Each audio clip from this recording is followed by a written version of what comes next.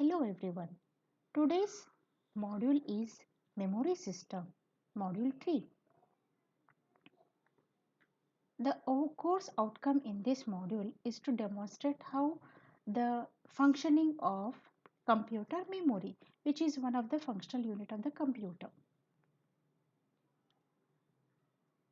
The contents are basic concepts of memory, what are the units of measurement of the memory, what is the connection, how it is connected to the processor and the memory connections, and measures for the speed of a memory. We can see this is a motherboard. You have a different slots here for the memory, random access memory, and you also have this is the external interface which is connected to the IO interface which are connected to the external devices. This is secondary storage memory, disk drive. This is primary storage memory, random access memory.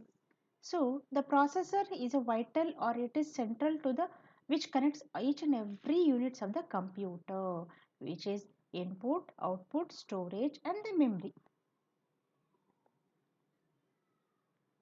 What are the units of the basic units of measurement? Bit. Bit stands for binary digit. If that bit is on, if it is glowing, or bit is off, that means it is not glowing. Smallest bit is the smallest unit of measurement. Two possible values of values for a bit is either 0 or 1. What is byte? Byte constitute 8 bits. So you can see, think of it, it is 8 light emitting diodes. The small units of measurement for the processor and the memory speed is millisecond, microsecond, nanosecond. Millisecond is 1 by 1000 which is 10 per minus 3. 1000th of a second. Microsecond is represented with this symbol and it is 1 millionth of second. 1 by 10 per minus 6. 1 by 10 power 6 or it is 10 power minus 6 is a microseconds. Nanosecond is 10 power minus 9. Large units of measurement for the memory and the storage are, you must note one thing, the powers of 2 are used because computer memory and the storage are based on the basic unit. What is that basic unit? Binary. Binary, that is bit, either 0 or 1. That's why it is 2 bit it is represented by 2 power. 1 kilobyte. Now, a kilobyte is 1000 bytes. 1000 byte is represented as 1024, which is in turn represented as 2 power 10. 1 megabyte. 1 megabyte means a million, which is represented by 2 power 20. Capital B here is byte. If it is kbps means kilobit per second. That is different. Now here we are talking the units of measurement of the memory or it is any storage, secondary storage. Gigabyte is 2 power 30. 1 gigabyte. Any configuration before buying a computer you look for, this is one of the characteristics of the computer. What is a memory? 1 GB, 2 GB, 3 GB, 4 GB, you tell that. 4 GB means it is 4 into 2 power 13, which is 2 power 32. A complete set of encyclopedias require about 700 MB of storage. A 30 minutes of video, say, encyclopedia means which can consume how much of memory? 700 maybe. Encyclopedia which gives all information of all the thing, encyclopedia. So here 30 minute of video, so which may consume the storage of 1 by 4th of information stored on a typical DVD. So another 3 by 4 portion is left blank. That means it can store up to 90 minutes of video in the complete DVD. Terabyte. Terabyte is 2 power 40. What is that terabyte? It is approximately 20 million 4 drawer filing cabinets full of text.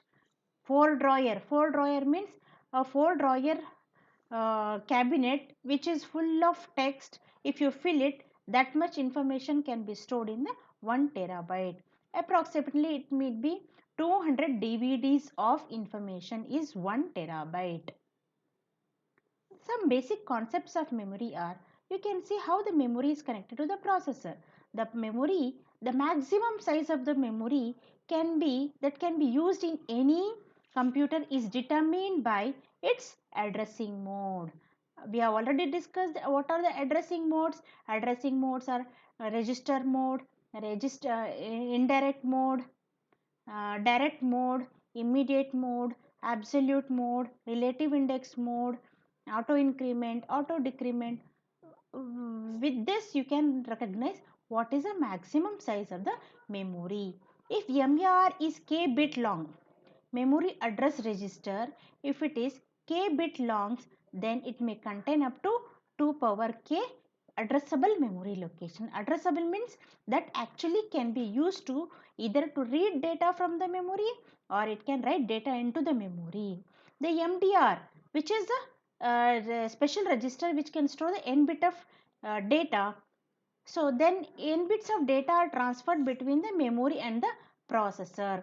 K bit of address is transmitted from the processor to the memory. Always the addresses are generated by the processor.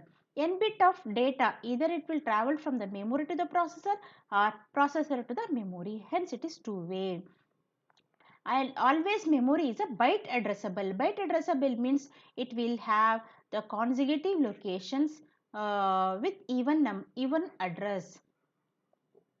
Say 0, 2, 4, 6, 8. If it is a 2 byte or 2 byte is nothing but 16 bit of word length.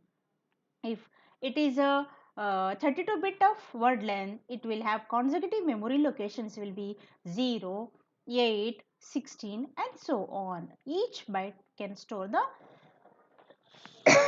sorry 0, 4, 8 and all. So each word length can store the 4 bytes of data. The data transfer takes place over the processor bus. Processor bus. These constitute the processor bus. It contains address lines, data lines and the control lines. The control lines are nothing but read/w bar. Means when r is equals to 1, it means it's a read operation. When w bar is equals to 1, it means w bar equal to 0, it means it's a write operation. The data transfer takes place over the processor bus with the help of a processor memory interface. What are the measures for the speed of a memory? How can you say that this memory is fast, the other memory is slow?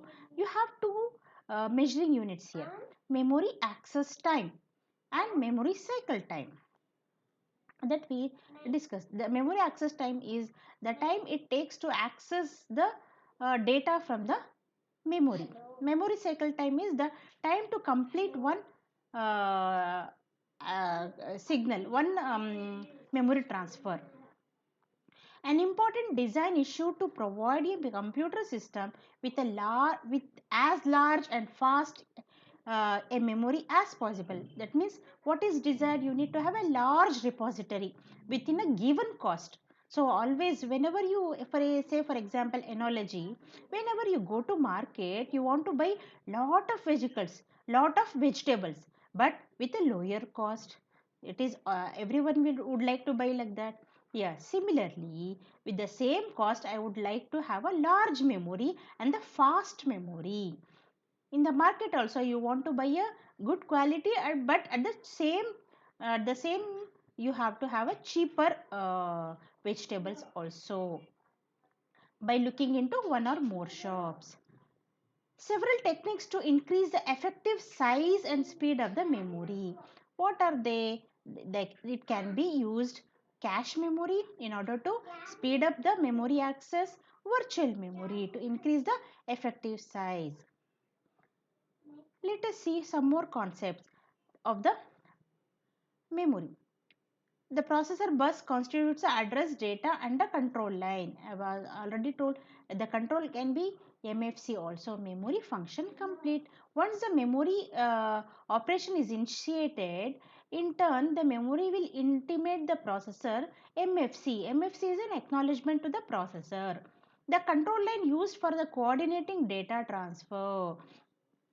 The processor reads the data from the memory by loading the address of the required memory location into MER and setting R/W line to 1. The memory responds by placing the data from the addressed location onto the data lines. It confirms this action by asserting what? MFC signal, memory function complete. Upon the receipt of MFC signal, the processor loads the data from the data lines into MDR. It will start strobing, capturing the data. The processor writes the data into the memory location by loading the address of the location into MER and setting the R/W line to 0. What is memory access time? I was telling you about that. It is the time that elapses, the duration between the initiation of the operation and the completion of that operation. Suppose the initiation operation of read operation initiated and that read operation is completed, the total duration is nothing but memory access time. It can be read operation or it can be write operation. Memory cycle time. It is a minimum time delay that required between initiation of two successive memory operations. One memory operation is finished, then next it has to start. That the time elapsed between these two is nothing but memory cycle time. What are the types of memories? Random access memory, read-only memory, and CPU registers, cache memory. Random access memory. In RAM, any location can be accessed for a read or write operation in a fixed amount of time. Read-only memory, they work in different ways and perform distinct functions. The fastest and the smallest storage element in the memory hierarchy is a CPU registers. And the cache memory that lies in between the CPU registers and the main memory. Now, what is cache memory? It is small and fastest memory that is inserted between the larger, slower main memory and the processor. What it holds? It will hold the frequently or currently active segments of the program and their data. Say for example, the Google server, Google search engine will have a cache memory. It will, whatever is the user or the keep on entering the in the search engine, that it will show you. That is nothing but cache, internal cache in the server. Virtual memory. This is a logical memory which is not in real illusion. It will give a illusion that even though it does not have so much memory, it will give a illusion that you have a larger memory. The address generated by the processor is referred to as virtual or logical address. Virtual means not real address. The virtual address space is mapped onto the physical. That means uh, which is logical to the physical memory address it has to map, where data are actually stored. Data where it is stored, not in the logical address, it is stored in the physical address. Physical address is the address of the main memory. This mapping will take place implemented with the help of a memory management unit. Only the active portion of the address space is mapped. That means not entire thing will be mapped, only whatever is currently used, that only will be mapped into the locations in the physical memory. The remaining virtual addresses are mapped onto the bus storage devices such as magnetic disk. As the active portion of the virtual address space changes during the program execution, the MMU change the mapping function and transfers the data between disk and memory. Every memory cycle means one positive pulse and negative pulse. MMU determines whether the addressed page is in memory. If the page is in the memory, then it is a hit. If the page is not in the memory, it is a miss. Then the proper word is accessed and execution proceeds.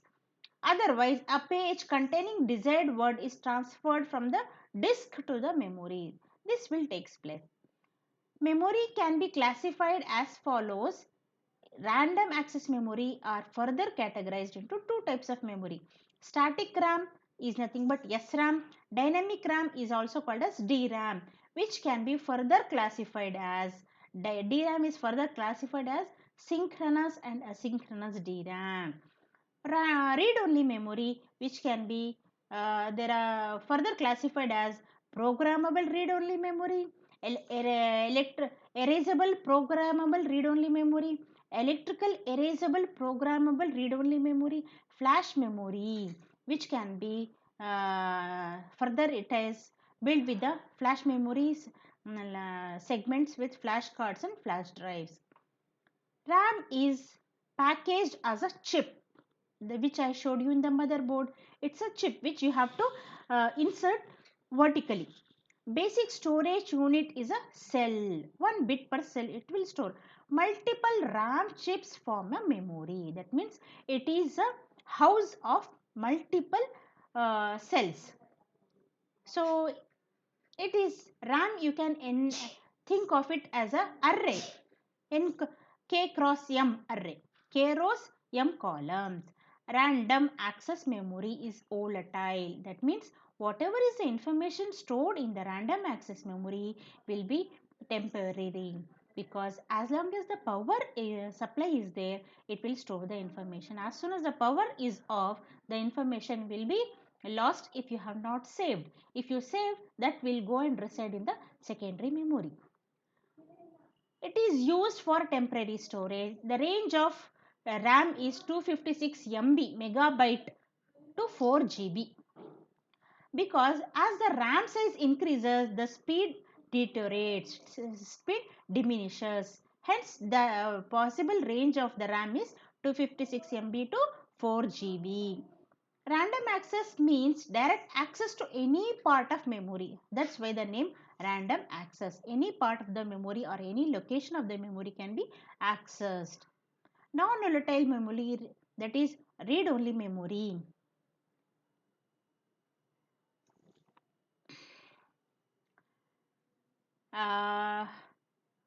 DRAM, SRAM are volatile memories, that is dynamic random access memory, static random access memory or volatile memories. It will also lose the information if power is off, but non-volatile memories, in contrast to the random access memory, it will retain the value even if it is powered off. The generic name is called read-only memory. Misleading because some ROMs can be read and modified. No, you don't get confused. ROM is read-only memory and it is a non-volatile.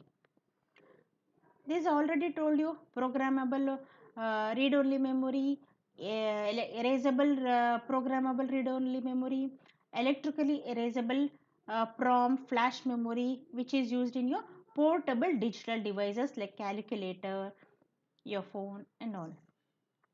Firmware, program instruction used frequently, program stored in a ROM. So what is the program stored in the ROM? It is a bootstrap program. It is stored during the booting time, boot time code, BIOS, basic IOs. So graphic cards, disk controllers. This BIOS program is nothing but the system setting program which is stored in the ROM, because before the computer does user programs, computer has to recognize each and every devices of its own. So that means it is a group of softwares.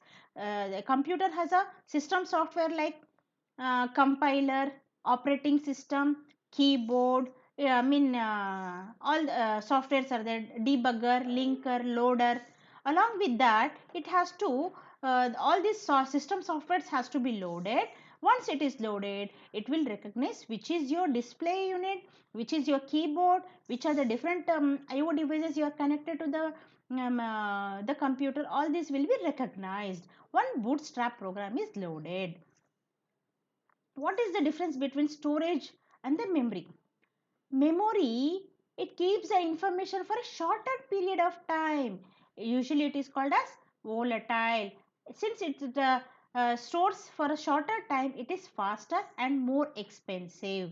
But in case of storage, when you I'm talking about the secondary storage or hard disk, the information is written longer and it is non-volatile, and it is pretty slower and cheaper. These are the end of the session 1 in the module 3 with these references. Myself, Dr. Shabin Taj. Thank you.